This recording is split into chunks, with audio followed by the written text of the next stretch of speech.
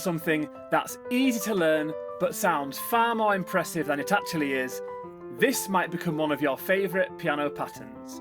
It has a flowing, rippling sound and is great fun to play. The best part is that once you've learned the basic idea, you can use it on almost any chord progression and even create your own improvisations. So let's break it down. The first thing we need is a very simple chord shape. Let's use the C major chord to demonstrate this. So in the left hand, you're going to play the root note as an octave. So the root is a C for the C major. So we're going to play a C down here, and we're also going to play the C below. In the right hand, instead of playing a full chord, we're going to play the third of the chord as an octave as well. So 1, 2, 3, that's the third, the E in this case.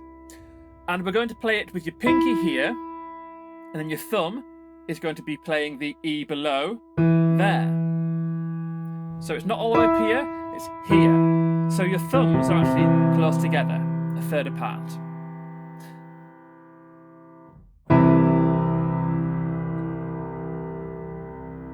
And to keep things simple, let's stay in the key of C major and only use the white keys. So once you've got that chord voicing, you can actually just lock your hands and move up using only the white keys.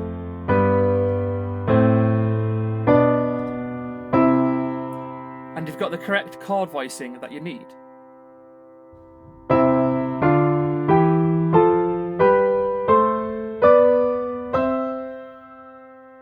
So with us only using notes from the C major scale, so the white keys, it should hopefully make it nice and easy for you to figure out this chord shape. If you were to apply this voicing to this rising chord progression, C, E minor, F, A minor and G major, in the left hand you just play the octave roots, and in the right hand, skip a white key, your thumb plays the third, and then your pinky plays the octave.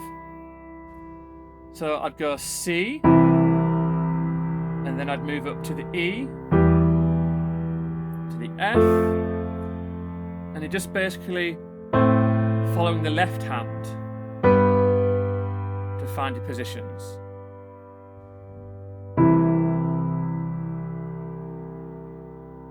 Now let's turn that chord shape into something much more interesting. Instead of playing the octaves together, we're going to break them up. So playing from the left to the right, or the bottom to the top, we're going to play the left hand bottom note, then the left hand top note, then the right hand bottom note, then the right hand top note. And you're going to play that nice and evenly, like this. And then we're going to repeat that pattern 4 times per bar, like this.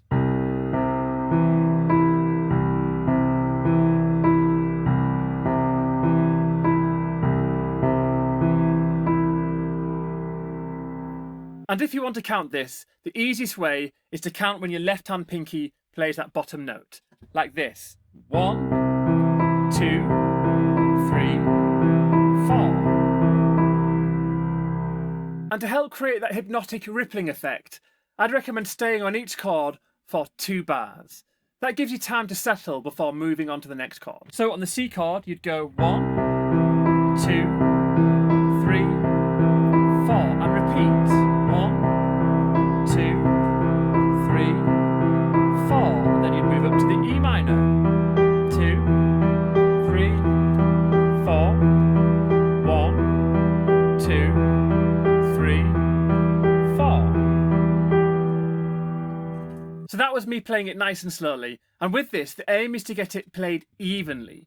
So start off slowly, get used to the coordination and flowing from the bottom to the top, and then you can gradually speed it up. So here's that progression played faster.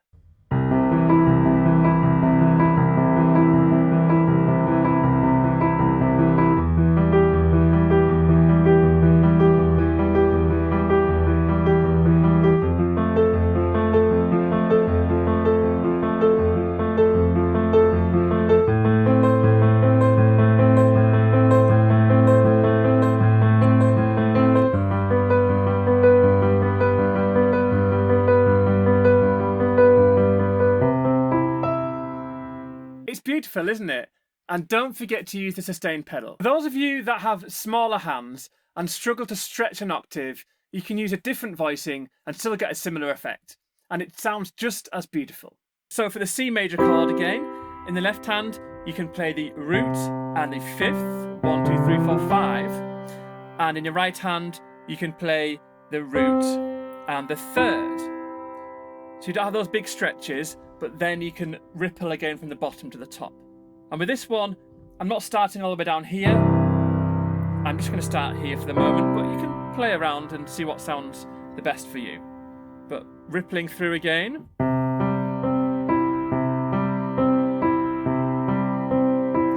And again, you can count 1, 2, 3, 4. I'll just go through that chord progression again, a bit faster.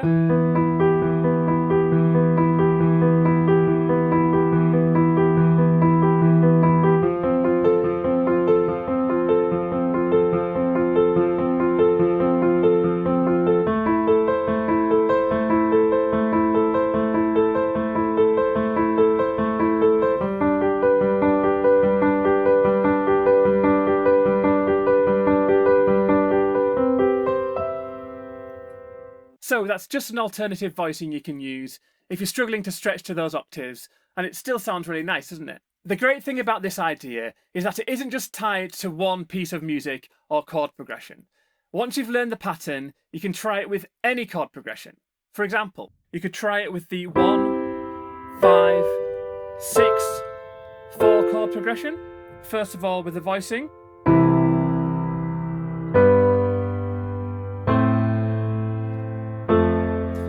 And then with the pattern.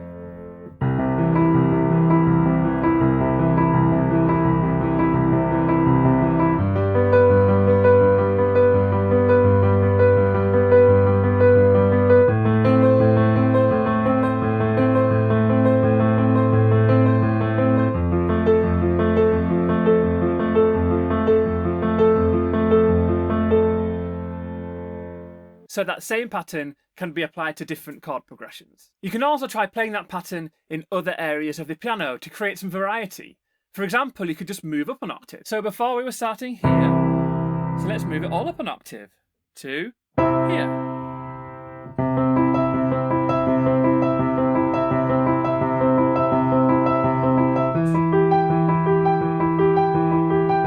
I'm just going to move up in steps here to the F. G, and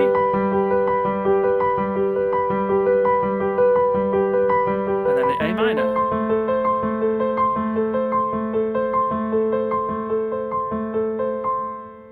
It instantly becomes brighter and more uplifting. Once you're comfortable with the basic version, here's a simple way to make it sound even more interesting. Just before changing to the next chord, add a quick passing chord on the 4th beat.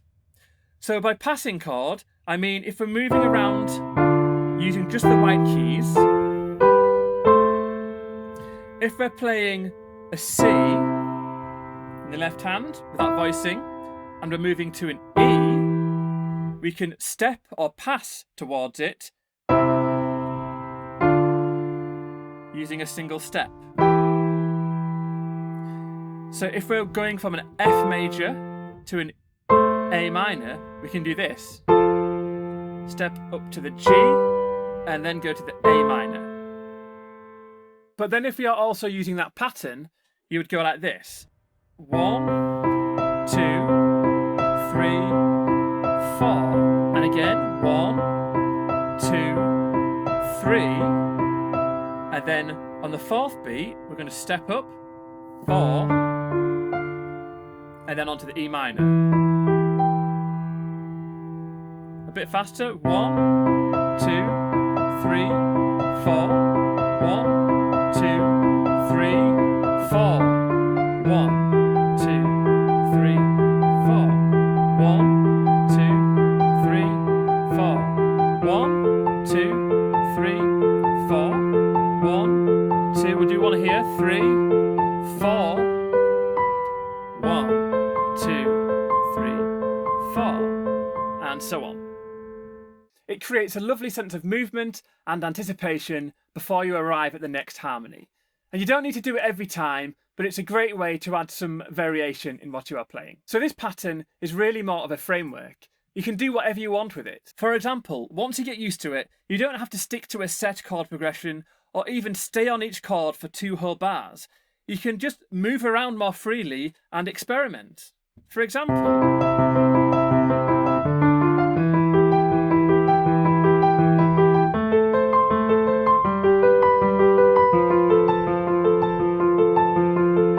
so there I was moving much more than once every 2 bars. I was going 1, 2, 3, 4, 1, 2, 3, 4. Then on these chords here, I was going 1, 2, 3, 4. So I was moving every 2 beats there. Check out how it sounds if I just move around on the piano using single steps like this.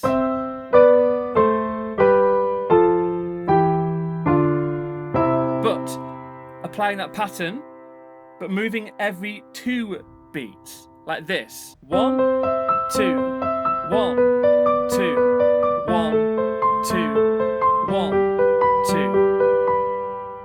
And now we'll just play around a bit.